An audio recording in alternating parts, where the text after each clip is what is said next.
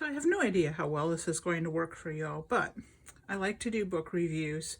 And since most of the books that I read are not exactly the newest releases, we'll see how this goes over. Because I know the whole thing on BookTube or whatever we're calling it is to review the latest and greatest, but that's not what I read in general.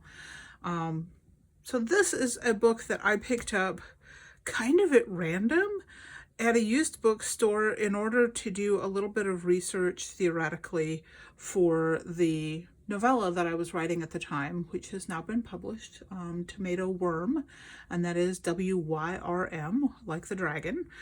And so it is set in Herefordshire, just over the border with Wales, and kind of a remote area. And I will admit, I kind of picked it partly because it was, well, I should probably talk about the book, huh? Not my book. Anyhow, so I grabbed this and a couple of other books about Wales and Britain, and just things that I saw at the used bookstore that I thought would be useful in my research. So this is Riddles and the British Landscape by Richard Moore. And it has a book plate in the front that's dated 1982, so that kind of gives you an idea of what you can expect from this book. And then it starts out with this front plate, and I'm going to see if you guys can see that. That's a lovely stonework. And it's just one of the things about this, because it's so much of the focus of Riddles in the British Landscape is on archaeological findings and the possible anthropology surrounding them. So this was published in 1981. So the book plate in the beginning was probably, it was purchased as a brand new book. It has not been overly handled, and until I started making marks in it, it was a nice clean copy. And of course I did make marks in it because it's what I do. So yeah, there's some really nice black and white photography in this, and there are a few like sketches and illustrations.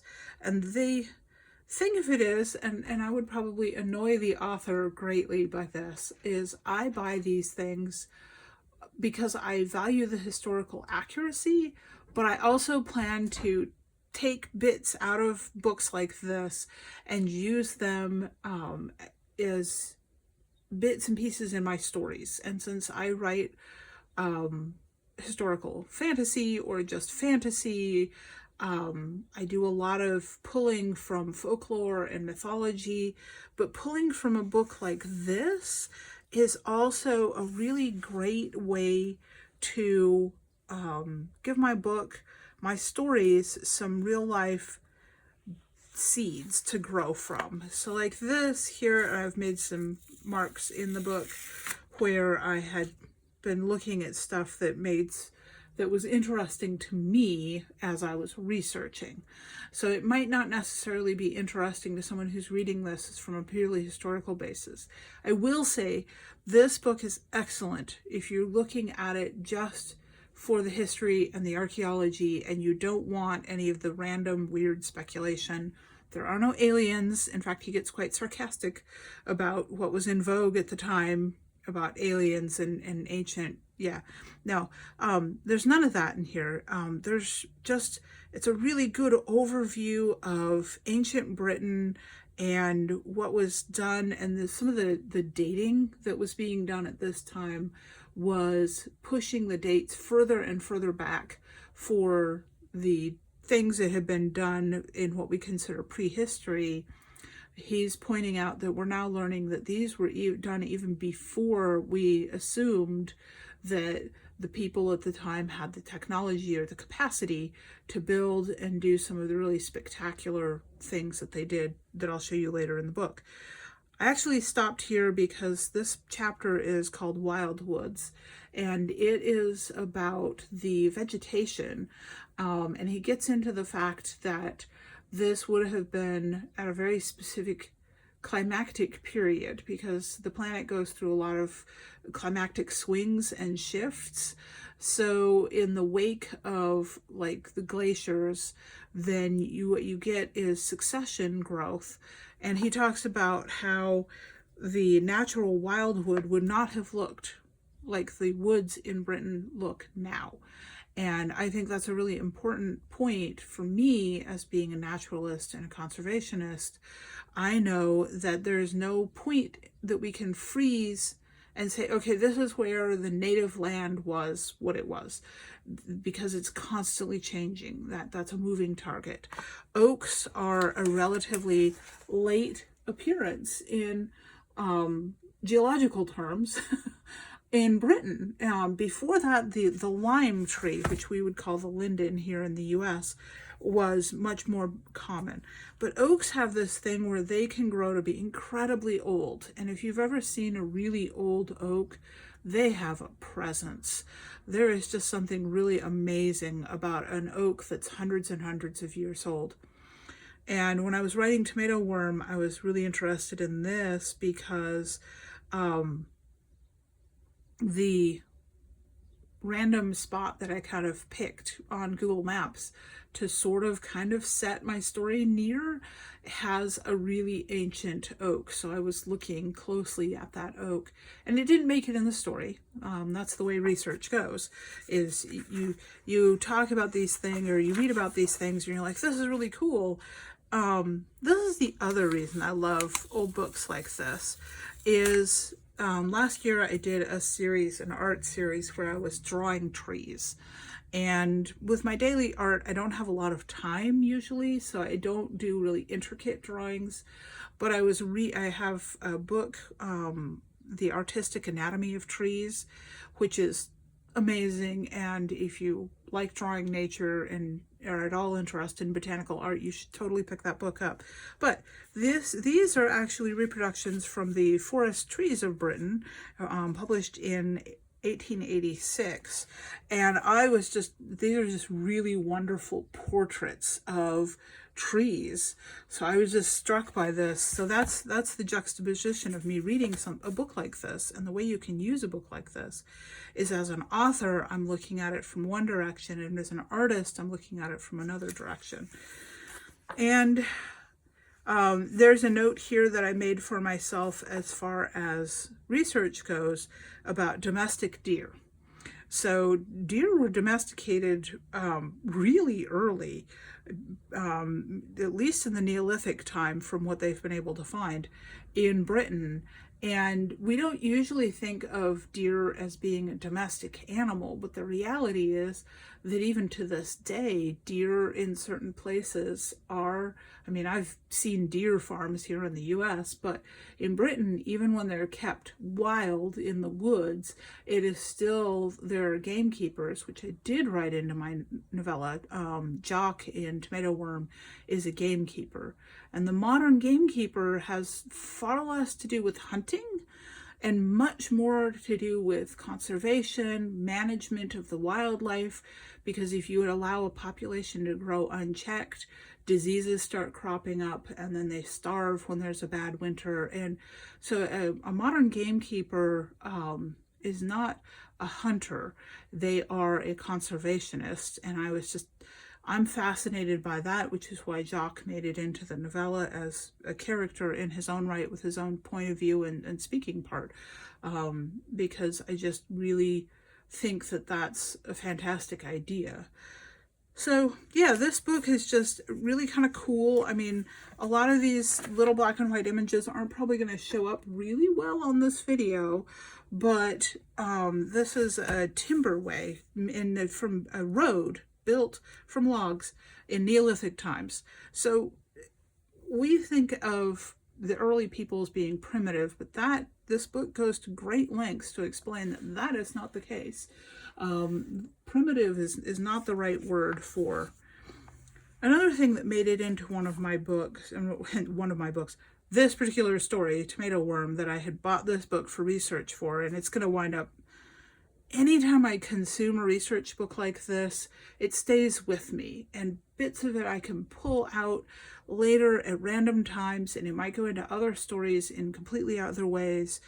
In this particular one, I wanted the Dringhurst line, the family. The manor house is relatively new. It's only 300 years old.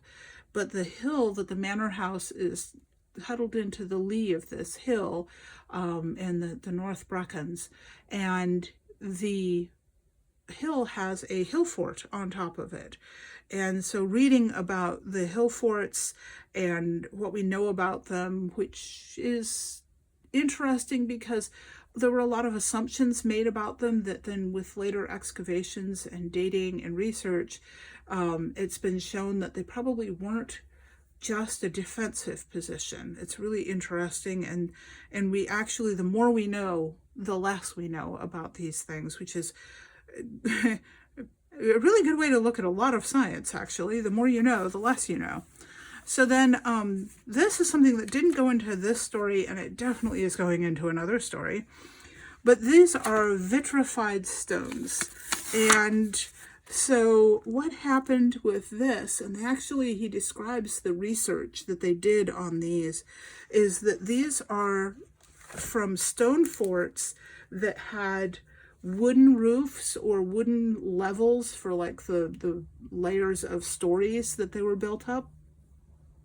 And they find sometimes the remains of these stone forts where the rocks have been heated so hot that they're actually fused together in glass. And so they actually did a research experiment and set it up to try and figure out what could actually do that to a stone fort, because that is a phenomenal level of heat, and you have to have enough fuel for that. And while there were beams that were embedded in these stone walls, they can see that from what remains of the ruins, they didn't think that the beams alone would be enough to vitrify the stone, and they were right. The way that they actually reproduced the vitrification was to pile an enormous amount of brush around these forts. Now keep in mind, most of these forts are on bald, treeless hilltops. So where did that fuel come from? And why did they bother to drag it all the way up there to just burn it? And also you have to have a really strong wind. So what I plan to do with this, and this is where it would horrify the author of this book, but this is going into a story at some point in the future when I'm writing about dragons. Not the little bitty dragon like in Tomato Worm, but the full-fledged, ferocious, flame-throwing beasts. Because as a storyteller, when I look at this whole vitrification of these stone forts and what it would take for humans to be able to do that, and I'm like, but dragons. So yeah, books like this are fantastic when you get a chance to just pick them up, and they will get your imagination fired up. And if you're going to write historical anything, you need to take a look at sources like this to back up what you're going to write, because I can't tell you how many stories that I have metaphorically tossed at the wall and did not finish because they didn't get even the easy research right. And this is not an in-depth research book. It is Hadrian's Wall, something I would love to see one day. I didn't get a chance when I was able to visit Great Britain. It's been 30 years, goodness. So I highly recommend grabbing books like this, because even if you don't immediately have a use for it in your research, or if it turns out to not be quite what you thought it was for researching for a book, you will still, I think, be enriched as a writer, or definitely as an artist, by studying stuff like this. And this book has a good, not a bibliography, but he has suggestions for further reading. And this would be very useful for if you really wanted to seriously dig deeper into the research for whatever reason into something here. And there's names here I recognize. Barry Cunliffe, who I really like his books a lot. and I've read a couple of other ones of his, not that one, and I can't conceive of a need for Iron Age communities in Britain, but if I ran across that, I would pick it up. Partly just because I know the author and I like his stuff. But yeah, so this is Riddles in the British Landscape, and this is why I grabbed this book off the shelf and why I recommend that you get, if not this book, because if you don't specifically have a need for it, there's no point in hunting it down online and ordering it. Or maybe, I mean, I'm not the boss of you. You never know, because books like this are great finds and great fun to read. So yeah, I really enjoyed this one. I would recommend it if you want an overview of some of the more enigmatic bits and pieces of archaeology. And if I find one that's not just Britain, that's the same kind of thing for elsewhere, I'm grabbing that one too. All right, folks, thanks for now.